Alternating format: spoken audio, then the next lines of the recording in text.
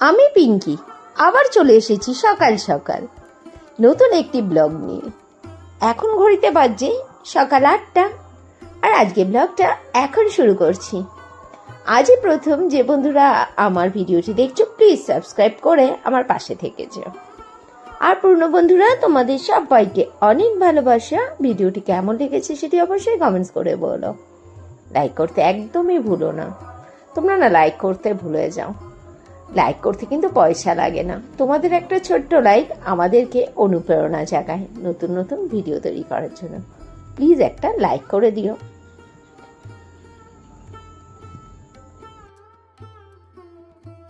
বৈশাখ মাস পড়তে না পড়তে গরমের খেল কিন্তু শুরু হয়ে গেছে। এখন কটা দিন ধরে দেখছি গরমটা যেন কেমন একটা আর্দ্রতাজনিত কষ্ট হচ্ছে।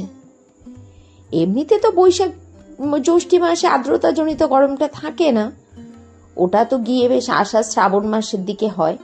কিন্তু এবার দেখছি বৈশাখের প্রথমেই এই গরমটা খুব কষ্ট দিচ্ছে। গরম সহ্য হয়, কিন্তু এই ঘামে প্যাচ প্যাচে একটা ব্যাপার একদমই ভালো লাগে না। অস্বস্তিকর একটা পরিবেশ হয়ে গেছে, শুধু দরদর করে ঘাম হচ্ছে আর জামা কাপড় ভিজে যাচ্ছে। এই সময় কিন্তু ডিহাইড্রেশন হওয়ারও ভয়টা প্রচুর থাকে। প্রতিষ্ঠা স্কুলে যাবে, বললাম এত গরমে স্কুল যেতে হবে না, কিন্তু মেয়ে কার কথা শুনবে? ওর তো স্কুল যেতে খুব ভালো লাগে। আসলে কি বলো তো, সারাটা দিন চারটে দেওয়ালের মধ্যে থেকে থেকে ও হাঁপিয়ে ওঠে। স্কুলটা হচ্ছে ওর কাছে একটা অক্সিজেনের মতো। ওখানে বন্ধুরা রয়েছে, তাদের সাথে সময় কাটানো, খেলা করা, ও কিছুটা সময় অন্তত নিজের মতো করে কাটাতে পারে। প্রতিষ্ঠার স্কুল যাওয়া দেখে না আমারও খুব ছোটবেলার কথা মনে পড়ে। জানো, ছোটবেলায় আমরা যখন স্কুল যেতাম, প্রতিষ্ঠা তো টোটো করে স্কুলে যায়, আর আমরা যেতাম হেঁটে হেঁটে। একদম ছোট যখন কেজি স্কুলে পড়ি তখন যেতাম খাঁচার গাড়ি করে। তোমরা খাঁচার গাড়ি দেখেছো? মনে আছে খাঁচার গাড়ির কথা? এখন তো মনে হয় না আর খাঁচার গাড়ি দেখা যায়, অন্তত আমাদের এখানে আর দেখা যায় না।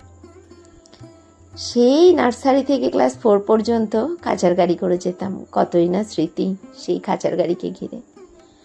ও যে কথা বলছিলাম, প্রতিষ্ঠা তো যায় টোটো করে, আর আমরা যেতাম হেঁটে হেঁটে। হাই স্কুলে উঠে হেঁটেই গেছি ক্লাস 5 থেকে 8 পর্যন্ত। সেই বন্ধুবান্ধবরা দল বেঁধে স্কুল যেতাম, সেদিনগুলো ছিল খুব মজার।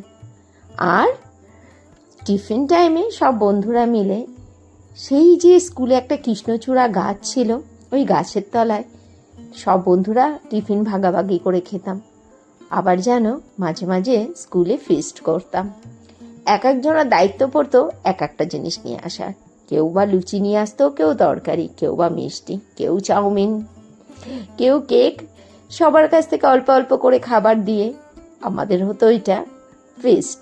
সত্যি সেই সমস্ত দিনগুলো কতই না ভালো ছিল, ছোটাছুটি করে খেলা। আর এখন জানি না ওই সমস্ত স্কুলে গিয়ে বাচ্চারা আর আগের মতো ফিস্ট টিস্ট করে কি না।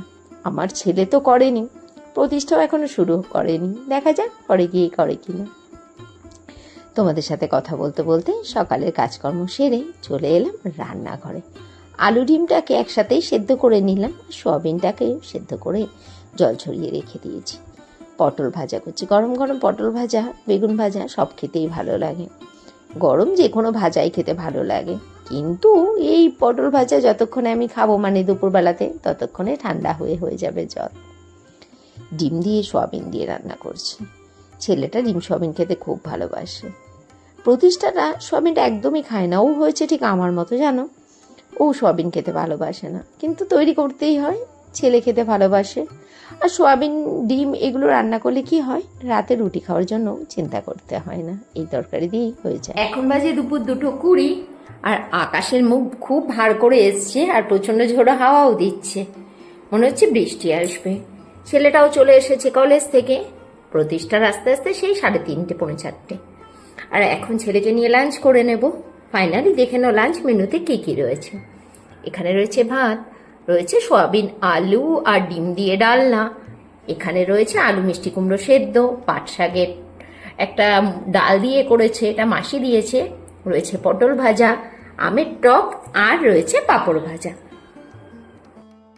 দুপুরবেলাতে বৃষ্টি হয়ে ওয়েদারটা একদম ঠান্ডা ঠান্ডা কুলকুল হয়ে গেছে। আর প্রতিদিনের ন্যায় আজও তৈরি করে নিচ্ছি আমি রুটি। রাত্রেবেলাতে আমার বাড়িতে 365 দিনই বলতে পারো রুটি লাগবেই লাগবে। ছেলে মেয়ের রুটি ছাড়া একদমই রুজবে না। যেদিন অগত্যায় রুটি না করতে পারি তৈরি করে দিতে হয় গোলা রুটি। এখন বাজে রাত্রে 10:10। সেই বললাম দুপুরবেলাতে বৃষ্টি হওয়ার পরে একদম ঠান্ডা ঠান্ডা লাগছে, ভালোই লাগছে, তাড়াতাড়ি করে ডিনারটা করে নিই। তৈরি করে নিলাম রুটি, আর দুপুরে ডিম সয়াবিনটা রয়েছে। আগের দিন পায়েস করেছিলাম, একটু পায়েসও আছে, আর অল্প একটু রয়েছে প্যাকেটের মধ্যে বোঁদে। এই দিয়ে ডিনারটা সারি। আজকের মতো এখানেই শেষ করছি। Tata, good night.